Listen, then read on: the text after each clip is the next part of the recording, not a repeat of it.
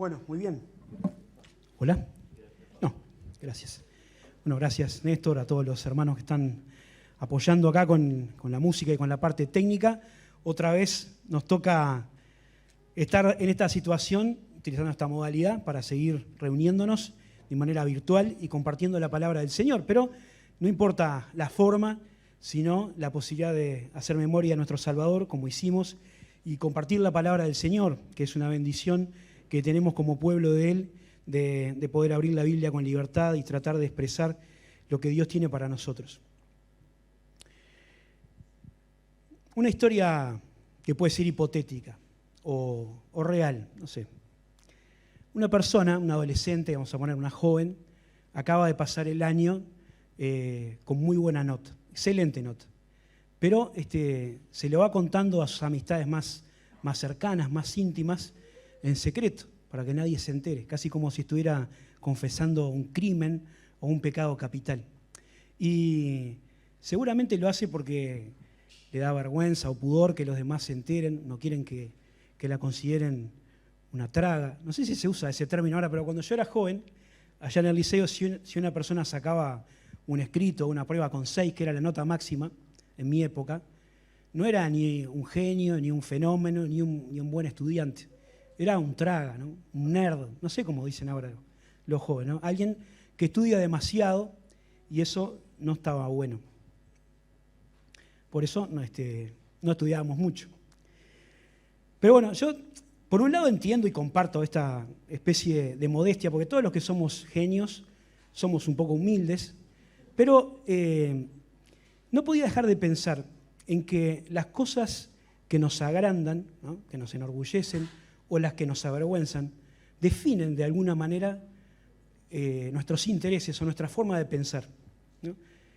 Las cosas que nos jactamos o las que queremos esconder hablan un poco de cuáles son nuestras prioridades, de cuáles son los aprecios o los menosprecios que tenemos y lo que sentimos íntimamente.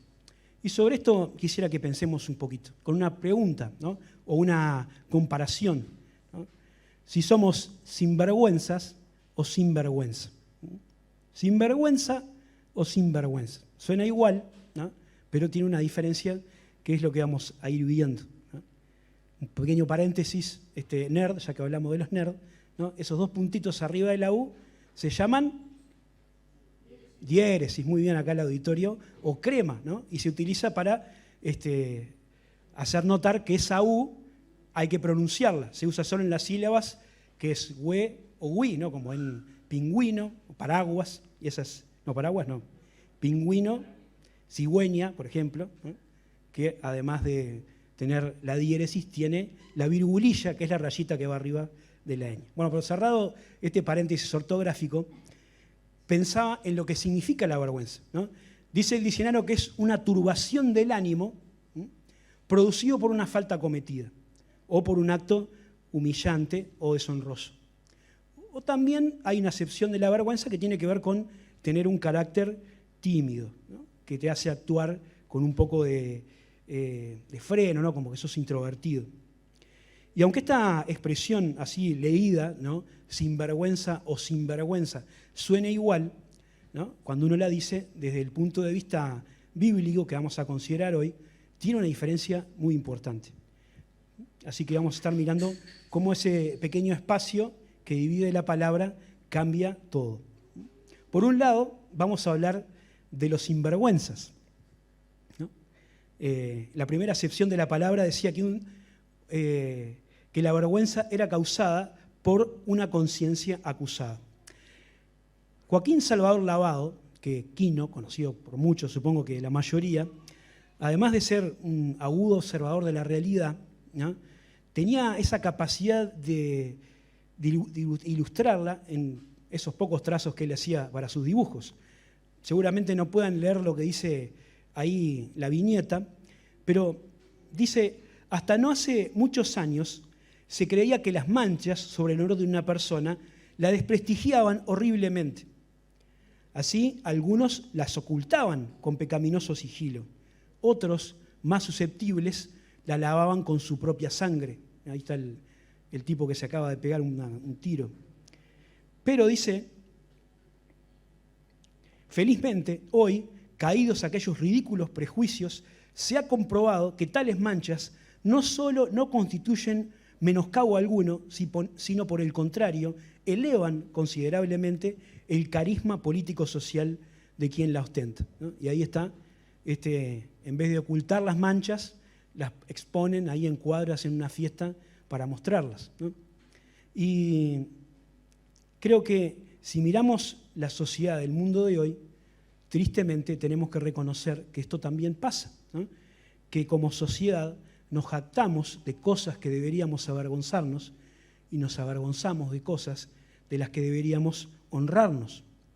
Los valores políticamente correctos de la actualidad son generalmente contrarios a los valores de la palabra de Dios.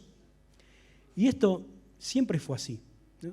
Quizás hace algunos años aquello que estaba mal, ¿sí?, o que no era correcto, se trataba con más discreción, como decía Aquino, o se ocultaba.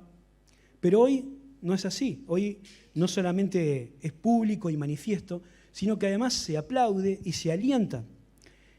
Pero esto no nos asombra, porque la Biblia dice que el mundo entero yace bajo el maligno. Y es el maligno el que va forjando la manera de pensar de la gente que no conoce a Dios. Esto es así desde Génesis capítulo 3. Y miren qué interesante, porque ahí en Génesis capítulo 3 encontramos la primera mención de la vergüenza. Si bien la palabra no aparece explícitamente escrita, sí encontramos el concepto. El capítulo 2 de Génesis termina con esta frase: Adán y Eva estaban desnudos ahí en el huerto de Edén y no se avergonzaban.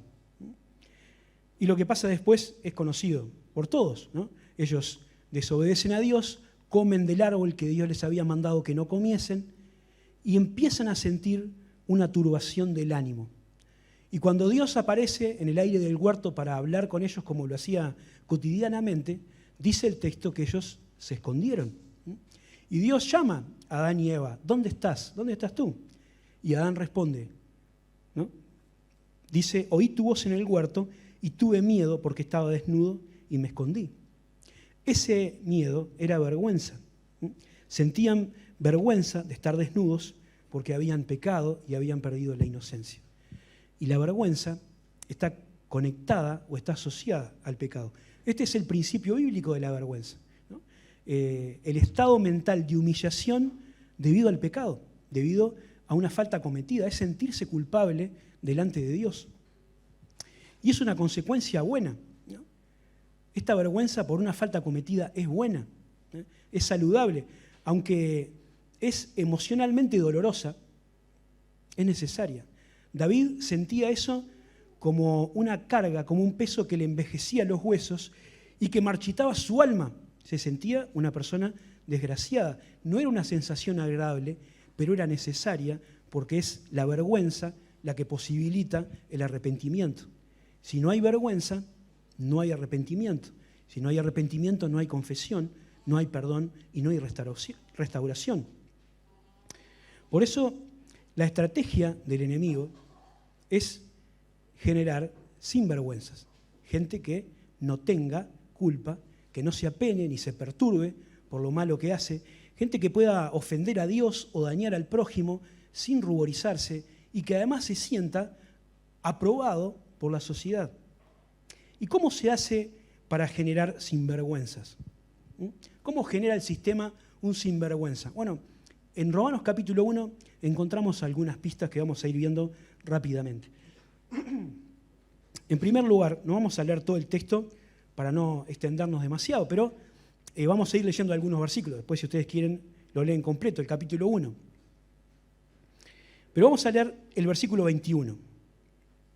Y vamos a ver que el primer paso para generar un sinvergüenza es cambiar la gloria de Dios para instalar un relativismo moral.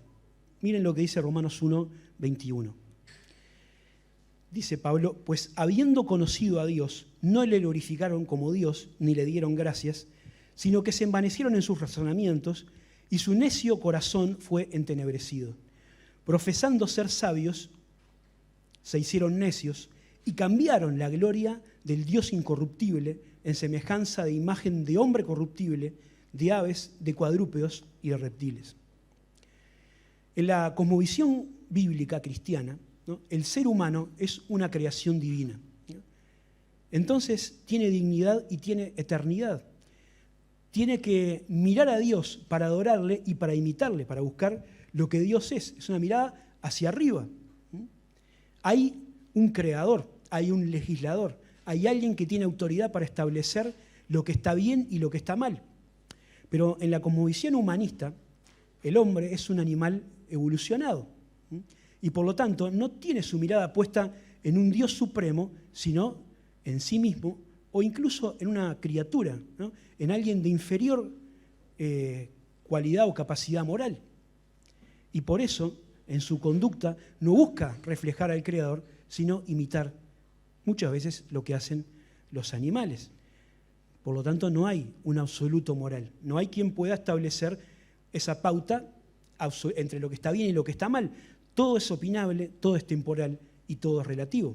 Todo depende, ¿no?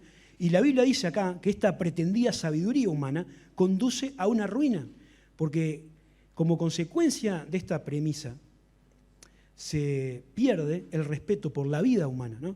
Se destruyen los valores sobre los que una sociedad saludable se construye. Y es una gran necedad eso, porque conduce a una conciencia insensible. Y esa es la segunda parte, ¿no? El segundo paso es cauterizar la conciencia para que no se piense en el arrepentimiento. Decíamos recién, la vergüenza tiene el objetivo de provocar el arrepentimiento, pero en esta estrategia del enemigo, primero cambiamos la gloria de Dios, después tratamos de cauterizar la conciencia. Dice Romanos 1:28, y como ellos no aprobaron tener en cuenta a Dios, Dios los entregó a una mente reprobada para hacer cosas que no convienen. La conciencia, según la Biblia, es el conocimiento moral que Dios le da a cada ser humano. Es la ley escrita en el corazón de cada uno de nosotros. Una voz interior, como aquel Pepe Grillo de Pinocho, que nos dice qué es lo que está bien y lo que está mal, ¿no? Pero cuando una conciencia se cauteriza, deja de sentir esa voz, ¿no? Así como un tejido, cuando es cauterizado, se vuelve incapaz de sentir dolor, ¿no?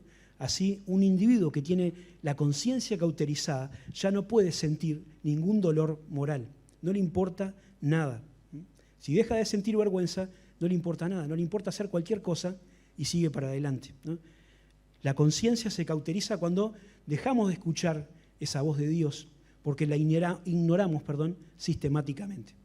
Y entonces todo lo que queda es un camino barranca abajo. Dice Pablo en Efesios capítulo 4, versículo 17, esto pues digo y requiero en el Señor, que ya no andéis como los otros gentiles, que andan en la vanidad de su mente, teniendo el entendimiento entenebrecido, ajenos a la vida de Dios, por la ignorancia que en ellos hay, por la dureza de su corazón, los cuales, después que perdieron toda sensibilidad, se entregaron a la lascivia para cometer con avidez toda clase de impureza. Lo que Pablo quiere decir es que cuando uno pierde la sensibilidad, cuando pierde la vergüenza, corre cada vez más rápido en un desenfreno de disolución. Es como agarrar una bajada en una bicicleta sin frenos. Eso no va a terminar bien. Pero hay un tercer paso, que es invertir los valores. Invertir los valores. Es decir, no solo instaurar un relativismo moral y decir, bueno, el bien y el mal depende de cómo se mire. No solo ignorar los principios de Dios y dejar de sentir dolor por hacer lo que está mal, sino que ahora también se pretende que lo malo sea bueno y lo bueno malo. Dice Pablo en Romanos 1:32, hablando de toda esta generación de personas, de lo que el hombre hace, dice, quienes habiendo entendido el juicio de Dios, que los que le practican tales cosas son dignos de muerte, no solo las hacen, sino también se complacen con las que los practican. Ahí está la idea de subvertir los valores, de cambiarlos, ¿no? Y esto no es algo nuevo, porque ya en la profecía de Isaías, en el capítulo 5, el profeta dice, hay de los que dicen a lo malo bueno y a lo bueno malo, que hacen de la luz tinieblas y de las tinieblas luz, que ponen lo amargo por dulce y lo dulce por amargo, ¿no? Esta idea de cambiar las cosas, ¿no? De hacer que lo vergonzoso sea virtuoso, que aquellas cosas que tendrían que hacernos sentir vergüenza nos hagan sentir orgullo. Y hay otro paso más, que es que sintamos vergüenza de hacer lo que está bien. Es decir, no solo que no sea vergonzoso hacer lo malo, sino que sea vergonzoso hacer lo bueno. Y esto es lo que estamos viendo en este mundo en el que estamos viviendo ahora, ¿no? Quieren que tengamos vergüenza de tener principios morales, valores éticos, de acuerdo a la palabra de Dios, ¿no? Que nos sintamos aplastados por el peso del pensamiento políticamente incorrecto, ¿no? Que imponen ahí este sistema hegemónico de pensamiento, ¿no? Y vamos viendo cómo pensar diferente o tener una disidencia de esa manera de pensar no es solamente castigado por una condena social, ¿no? O que te pongan un dedito para abajo en el Twitter o lo que sea, ¿no? Ya hay naciones, países que están haciendo leyes, ¿no?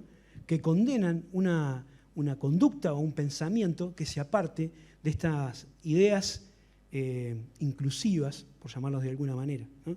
Y hasta ahora, hace poco salió una noticia que la propia ONU, ¿no?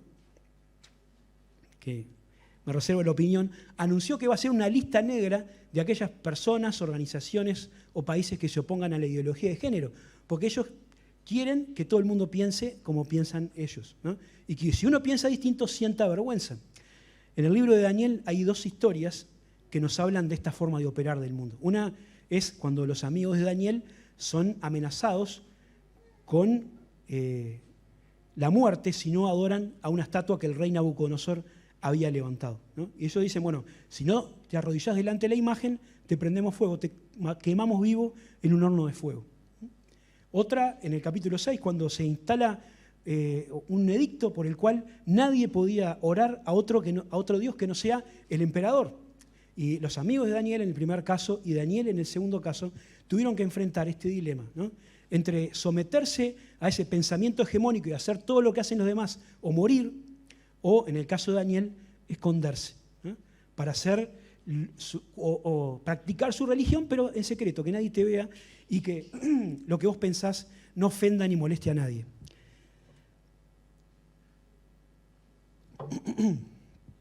No me voy a meter en la historia porque no es el tema, pero quería que viéramos cómo esta actitud del mundo de tratar de acallar las voces disidentes tiene ya muchos siglos, ¿no? Que te sometas o que te mimetices y que no molestes. Pero un texto más quiero mencionar, porque esto de ser sinvergüenza no solamente es un patrimonio de los que eligen una vida ilegal o inmoral, no es de lo peor de la sociedad. A veces también dentro de la estructura religiosa de la iglesia se pueden encontrar personas que se hacen llamar cristianas, ¿no? Que pueden parecer cristianas por afuera, pero que no son hijos de Dios. Y Pablo, en Filipenses capítulo 3, menciona esto. Dice él, en el capítulo 3, 19 de Filipenses, por ahí andan muchos, de los cuales os dije muchas veces, y aún ahora lo digo llorando, que son enemigos de la cruz de Cristo, el fin de los cuales será perdición, cuyo Dios es el vientre, cuya gloria es su vergüenza, y que solo piensan en lo terrenal, ¿no? Personas que parecían una cosa, que decían una cosa, pero aquello en lo que se gloriaban, ¿no? Y lo que era su vergüenza, delataba su manera de pensar y su manera de obrar. Y Pablo dice, tengan cuidado con ese tipo de gente. El mundo, ¿no? Controlado por el maligno, quiere sinvergüenzas.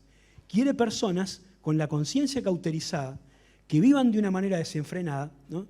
Que no hagan caso de los principios de Dios y que vayan derecho a su propia ruina. Pero Dios quiere cristianos sin vergüenza, ¿no? Y ahí es donde vamos a ver la gran diferencia que hace ese espacio, ¿no? Dios quiere cristianos sin vergüenza, que no se avergüencen. ¿Y de qué cosas no nos tenemos que avergonzar, ¿no? Porque una cosa es sentir vergüenza por el arrepentimiento, por haber obrado mal, ¿sí? Y otra es ser tímido, ¿no? No nos vamos a meter con eso, con un tema del carácter, con si alguien es introvertido o de bajo perfil, pues eso son cosas de cómo Dios nos hizo a cada uno, pero vamos a pensar en que la Biblia nos desafía a ser personas creyentes, hijos de Dios, sin vergüenza, que no nos avergoncemos, ¿eh? Por cosas que el sistema pretende que nos sintamos mal o que dejemos de hacer. Y vamos a pensar en tres cosas que dice la Biblia que no tenemos que tener vergüenza. La primera la encontramos ahí en la primera carta de Timoteo. Segunda carta de Timoteo, ¿no? Hasta ahí el versículo, capítulo 1, versículo 3. Pablo dice ahí: doy gracias a Dios. Ahí no está todo el texto completo, pero lo voy a leer para que tengamos idea de lo que está hablando. Dice: doy gracias a Dios, al cual sirvo desde mis mayores, con limpia conciencia, de que sin cesar me acuerdo de ti en mis oraciones, noche y día, deseando verte al acordarte de tus lágrimas para llenarme de gozo, trayendo a la memoria la fe no fingida que hay en ti, la cual habitó primero en tu abuela Loida y en tu madre Eunice, y estoy seguro que en ti también. Por lo cual te aconsejo que avives el fuego del don de Dios que está en ti por la imposición de mis manos. Porque Dios no nos ha dado espíritu de cobardía, sino de poder, de amor y de dominio propio. Por tanto, no te avergüences de dar testimonio de nuestro Señor ni de mí, preso suyo, sino participa de las aflicciones por el Evangelio según el poder de Dios. Dice Pablo: no te avergüences de dar testimonio del Señor. No te avergüences de tu identidad, no te avergüences de ser un hijo de Dios. ¿Cuál sería el razón de la vergüenza? ¿No? En tiempos de Pablo, ser cristiano era bastante más complicado, ¿no? Porque los métodos que tenía el mundo para desanimar a los creyentes eran mucho más drásticos, ¿no? Era directamente penado con la cárcel o con la muerte, había persecución. Nosotros en este tiempo y en nuestro mundo occidental, por lo menos por ahora, no estamos sometidos a ese tipo de extremos, pero nada garantiza, como pensábamos recién, que en el futuro no sea así. De todas formas, ya hay alguna clase de persecución, ¿no? La fe cristiana a veces se ataca por ser irracional, ¿no? Por creer en un Dios que hizo todas las cosas. Irónicamente, los que nos atacan de irracionales son personas que, sin ninguna evidencia, creen en teorías de más de 2 siglos de que las cosas se crearon por casualidad. La fe es atacada a veces por anticuada, ¿no? por mantener en alto valores éticos y morales que ya están pasados de moda, ¿no?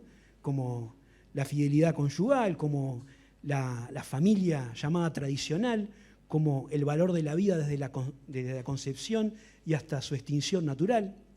Y todas esas cosas que se han perdido en nuestra sociedad, ¿no? Hacen que la Biblia parezca vieja. A veces la fe es atacada porque discrimina o porque tiene mensajes de odio, y esto es porque gente de repente malinterpreta su mensaje, o porque hace a veces como una extrapolación de lo que la Biblia dice, ¿no? Criticando la conducta de una persona, la actitud, ¿no? En vez de pensar en la persona. Otras veces la fe es atacada por los que fingen la fe, ¿no? Y por personas que usan la Biblia para aprovecharse de otras personas, ¿no? Gente vulnerable. Y bueno, ahí están. Es lamentable que pase, pero hay mucha gente que se hace llamar cristiano, que usa la Biblia y lo único que hace es abusar de otras personas. Eso es lamentable y eso no hay que disculparlo, ni excusarlo, ni ocultarlo, pero hay que saber que una cosa son los creyentes o los que dicen ser creyentes y otra cosa es el Señor, y de eso no tenemos que sentir vergüenza. Del Señor no tenemos que sentir vergüenza, ni de ser del Señor tampoco. Pero es cierto que hay muchas razones por las cuales a veces en determinados círculos cuesta, ¿no?, decir yo soy un cristiano. Y bueno, tratamos de disfrazarlo un poco, de bajarle los decibeles a esa cuestión. Pero la Biblia nos dice que nosotros no tenemos que tener vergüenza de dar testimonio del Señor. Y dice 2 cosas ahí, 2 estrategias para la desvergüenza, ¿no? ¿Por qué no tenemos que sentir vergüenza de ser cristianos, ¿no? ¿O cómo hacemos para no sentir vergüenza a pesar de esa condición? La primera es la dedicación y la segunda es el denuedo, ¿no? Pablo dice primero a Timoteo: aviva el fuego del don de Dios que está en ti, ¿no? Avivar un fuego implica o indica mantenerlo ardiendo con intensidad, ¿no? Timoteo, como cada creyente, era depositario de dones espirituales que Dios le había dado. Y como cada creyente tenía la responsabilidad de utilizarlos para la edificación de la iglesia, ponernos al servicio de los demás y del Señor para que la iglesia crezca. Pero tener el don no es suficiente, ¿no? Lo que Pablo está diciendo acá es que lo practiquemos, que lo usemos, ¿no? Que lo pongamos al servicio de otros. Y esa puesta en el servicio de otros sí es lo que implica una dedicación, porque hay que invertir tiempo, hay que asumir un compromiso serio con las personas que servimos y con el Señor. La segunda cosa, ¿de qué manera nos saca esto la vergüenza? ¿Por cómo la dedicación nos saca la vergüenza? Bueno, cuando nosotros estamos pensando en nuestro objetivo principal, en aquello para lo que estamos, poco a poco va a ir importando menos lo que los demás piensan. Si nuestro objetivo principal es servir al Señor, ¿no? Si estamos ocupados en eso, si estamos dedicándonos a eso, no vamos a tener tan en cuenta lo que piensan aquellas personas que son de afuera, ¿no? Como decía el negro jefe, ¿se acuerdan? Los de afuera son de palo. Así que si nos concentramos en servir al Señor, no nos va a importar lo que digan los demás. El apóstol Pablo en la carta a los Gálatas, en el capítulo 1, lo decía así, ¿no? A mí, ¿qué me importa? ¿No? Busco ahora, decíamos con palabras más lindas, Pablo, ¿no? Busco ahora el favor de los hombres o el de Dios, o trato de agradar a los hombres. Porque si todavía agradara a los hombres, no sería siervo de Cristo, ¿no? La mirada puesta ahí.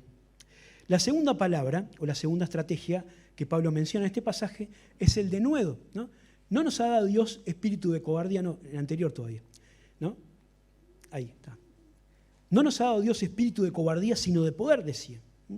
Y esta palabra denuedo aparece, no la usamos mucho en nuestro idioma nosotros, pero aparece varias veces, sobre todo en el libro de Hechos de los Apóstoles. Al principio de la historia de la iglesia, ¿no? Cuando recién arranca, encontramos que los hermanos sufrían gran oposición y había persecución, había amenazas, había cárcel, había un montón de cosas, y ese enfrentamiento hacía que los hermanos sintieran la presión para no predicar el Evangelio.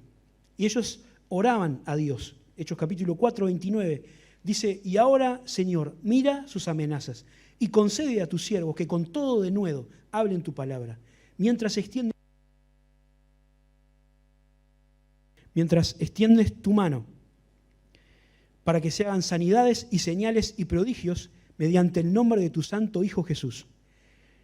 Cuando hubieron orado, el lugar que estaban congregados tembló, y todos fueron llenos del Espíritu Santo y hablaban con denuedo la palabra de Dios. Así que el denuedo, ¿no? Es el valor, la energía, la decisión de ejecutar una acción. Ellos pedían valor para seguir haciendo lo que tenían que hacer a pesar de las consecuencias. Y lo que Pablo le pide a Timoteo acá es que no le saque el cuerpo a la jeringa, ¿no?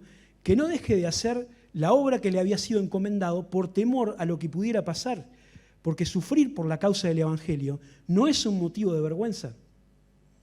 Al contrario, dice la Biblia, Pedro dice en su primera carta, que es un motivo de orgullo espiritual, porque trae gloria a Dios. Dice en la carta 1 Pedro capítulo 4, versículo 12, amados, no os sorprendáis del fuego de la prueba que os ha sobrevenido, como si alguna cosa extraña os aconteciese, sino gozaos, por cuanto sois participantes de los padecimientos de Cristo, para que también en la revelación de su gloria os gocéis con gran alegría.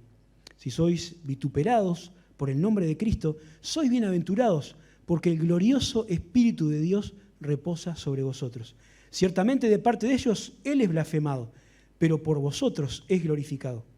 Así que ninguno de vosotros padezca como homicida o como ladrón o malhechor, o por entrometerse en lo ajeno. Pero si alguno padece como cristiano, no se avergüence, sino glorifique a Dios por ello. ¿Y de qué manera nos quita esto la vergüenza? Bueno, nos hace recordar que la luz necesariamente conlleva el rechazo de las tinieblas. Hay una ley en la Escritura. Todos los que quieren vivir piadosamente en Cristo padecerán persecución. Pero cada vez que padecemos por esta causa, estamos honrando el nombre de Dios. ¿Por qué habría de avergonzarnos? Honrar a Dios con nuestra vida de esta manera. No podemos escapar de las consecuencias de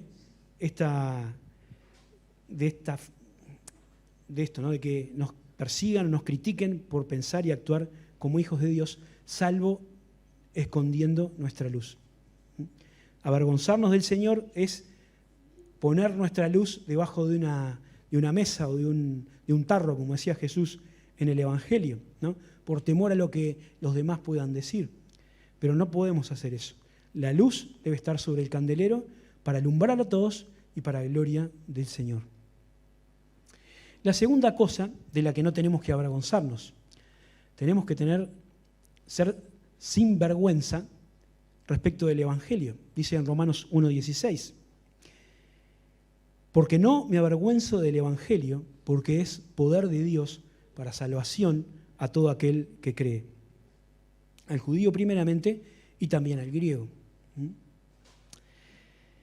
El Evangelio es un mensaje sencillo, ¿no?, en su formulación, pero es un mensaje difícil de escuchar, porque es un mensaje que indigna al que lo escucha, porque golpea la línea de flotación del humanismo, ¿no? El ser humano dice que puede hacer, que no necesita de Dios, que puede hacer lo que quiera, como quiera, ¿no?, y que va a salir adelante y que va a ir mejorando. Pero lo que hemos visto es que ignorar los principios del Creador y darle la espalda conduce a la ruina. Y esta forma de pensar, ¿no?, que ha tenido el hombre ha convertido el mundo en un lugar que es cada vez más injusto y más violento. Y la dolorosa verdad es que ninguno de los problemas reales de la humanidad se ha solucionado. El hombre sin Dios no va para adelante, va para atrás. El Evangelio también es un mensaje que subleva, ¿no?, porque afirma que hay un bien absoluto, como decíamos recién, y que quien quebranta ese parámetro divino es un pecador, y que como pecador está destituido de la gloria de Dios, y que la única forma de salvarse es por medio de la fe en Jesús, que hay un solo camino. Y eso también ofende, porque en un tiempo donde hablamos de relativismo, ¿no?, donde hablamos de posverdad, donde todos dicen tener razón, esta pretensión del Evangelio de ser el único camino, la única puerta, la única esperanza es ofensivo. Pero la Biblia dice: no hay otro nombre dado a los hombres en que podamos ser salvos. El Evangelio capaz que también asusta porque habla de cruz, habla de sangre derramada, habla de muerte, habla de sacrificio, ¿no? Y a los que ya somos creyentes de Dios nos habla de obediencia, nos habla de rendición, nos habla de tomar la cruz, nos habla de pensar primero en los demás. Todas cosas que chocan con nuestra mentalidad humana orgullosa y egoísta. Y todas estas causas, y capaz que alguna más, hacen que algunos piensen que es una gran idea maquillar un poquito el mensaje del Evangelio, ¿no?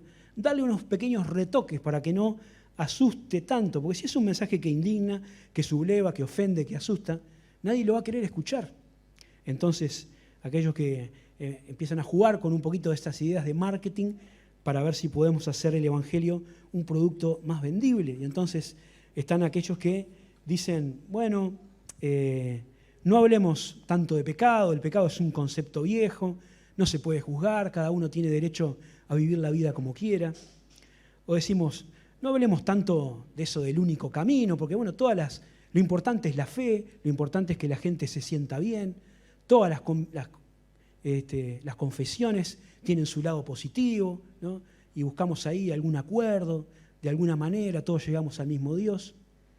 Y otros dicen, bueno, no hablemos tanto de renuncia, de sufrimiento, de prueba, mejor hablemos de salud, de dinero, de amor, de sueños cumplidos y todas esas cosas.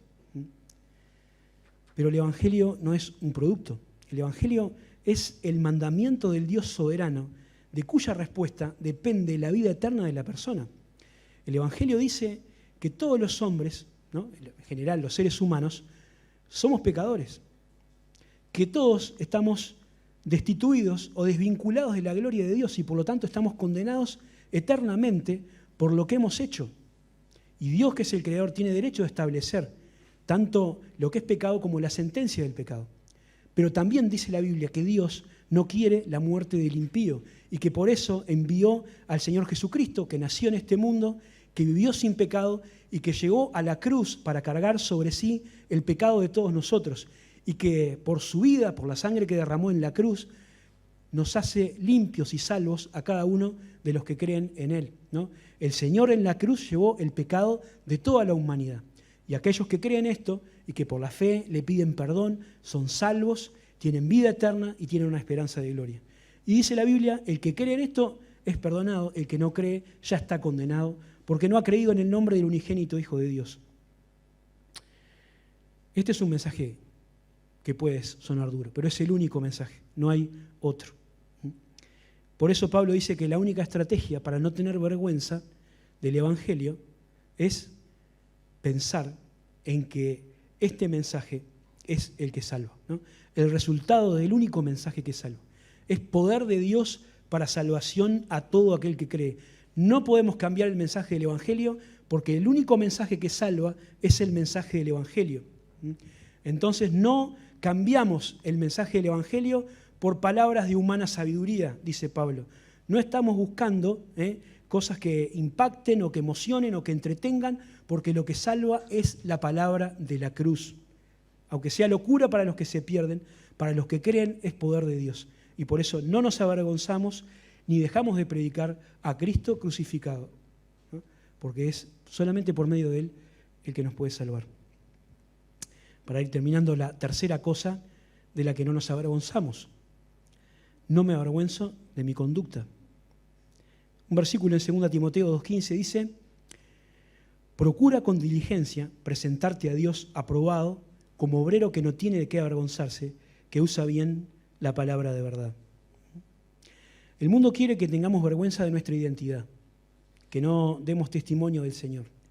Y quiere que tengamos vergüenza del mensaje del Evangelio que predicamos. Y quiere que lo cambiemos, lo edulcoremos un poquito, para que nos sirva. Pero Dios quiere que no tengamos vergüenza de decir que somos del Señor, ni de compartir el Evangelio.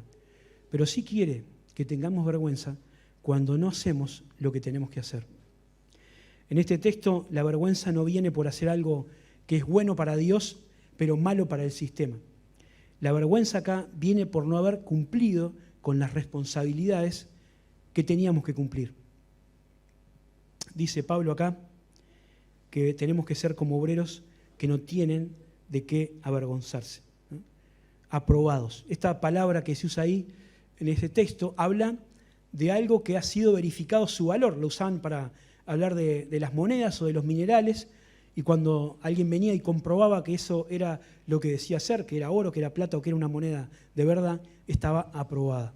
Y acá dice Pablo que Timoteo tenía que buscar ser aprobado por Dios, no delante de las personas. No estaba Timoteo pensando en que quedar bien con toda la sociedad del lugar donde estaba. Él tenía que quedar bien, ser aprobado delante de Dios. Y tenía que ser como un obrero que no tiene de qué avergonzarse.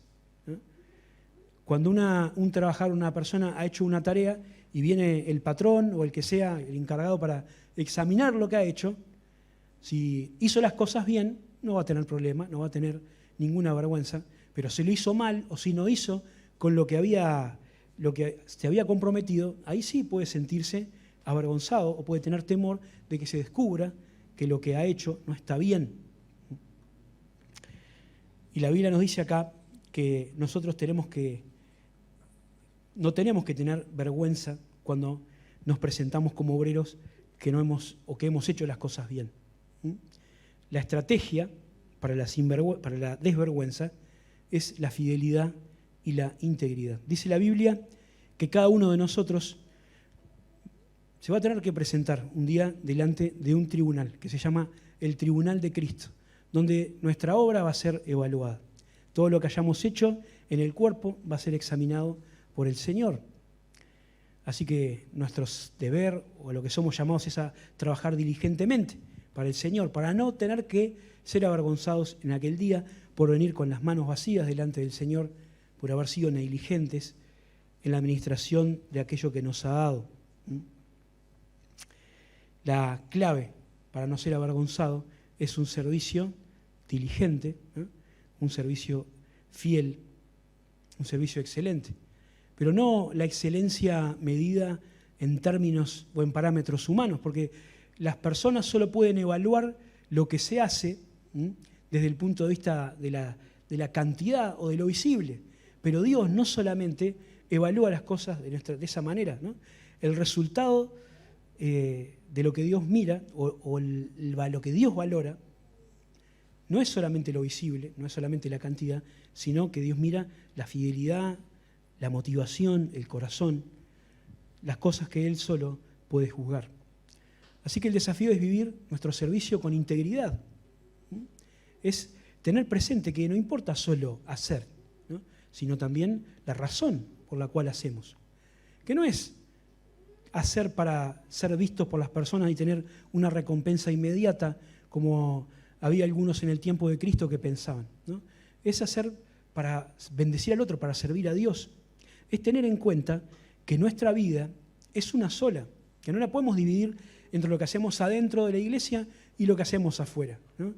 Que en todo lugar debemos vivir honradamente, que en todo lugar y en todos los ámbitos tenemos que andar en luz, que en todo lugar y en todas partes tenemos que adornar la doctrina de Dios nuestro Salvador para que su nombre sea glorificado y para que nuestras palabras tengan credibilidad. Y de esa manera, cuando venga el Señor, dice Juan, no tenemos que escondernos como Adán y Eva, sino que vamos a recibirlos con confianza. Dice 1 Juan 2:8, hijitos, permaneced en Él, para que cuando Él se manifieste tengamos confianza, para que en su venida no nos alejemos de Él avergonzados. El enemigo de las almas genera un sistema donde quiere que proliferen los sinvergüenzas, ¿no? Y en ocasiones esa mentalidad se nos puede infiltrar a nosotros en la iglesia. Por eso el desafío es recordar que Dios no quiere creyentes sin vergüenzas, quiere creyentes sin vergüenza. Personas que no se avergüencen de dar testimonio del Señor, que no se avergüencen de predicar el verdadero evangelio, que no se avergüencen por haber obrado de manera negligente, ¿no? Sino personas que vivan como Dios quiere. Y la gran bendición, termino con un versículo, es que si nosotros vivimos sin vergüenza, el Señor tampoco tendrá vergüenza de nosotros. Capaz que alguna vez habrán escuchado o habrán sentido eso que se llama vergüenza ajena, ¿no? Cuando alguien que conocemos hace un papelón, ahí queda pegado adelante de mucha gente, nosotros miramos para otro lado y decimos, yo no lo conozco, no tengo nada que ver, porque sentimos esa vergüenza ajena. Ahora, la gran bendición es que Dios no sienta eso de nosotros. Miren lo que dice Hebreos capítulo 11, versículo 13. Dice, está hablando de los patriarcas, ¿no? Y de esa decisión inquebrantable que ellos tomaron de seguir al Señor a pesar de que eso los convertía en personas que tenían que vivir como extranjeros y peregrinos en un mundo que no conocía a Dios ni le obedecía. Sin embargo, siguieron adelante, aunque tuvieron tiempo de echarse atrás. Y dice el escritor de la carta, dice, conforme a la fe murieron todos estos sin haber recibido lo prometido, sino mirándolo de lejos y creyéndolo y saludándolo y confesando que eran extranjeros y peregrinos sobre la tierra. Porque los que esto dicen claramente dan a entender que buscan una patria. Pues si hubieran estado pensando en aquella de la que salieron, ciertamente tenían tiempo de volver, pero anhelaban una mejor, esto es celestial, por lo cual Dios no se avergüenza de llamarse Dios de ellos, porque les ha preparado una ciudad. Que nuestra vida también pueda ser una vida de la cual el Señor se enorgullezca. Que vivamos sin vergüenza para no causarle vergüenza a nuestro Dios. Amén.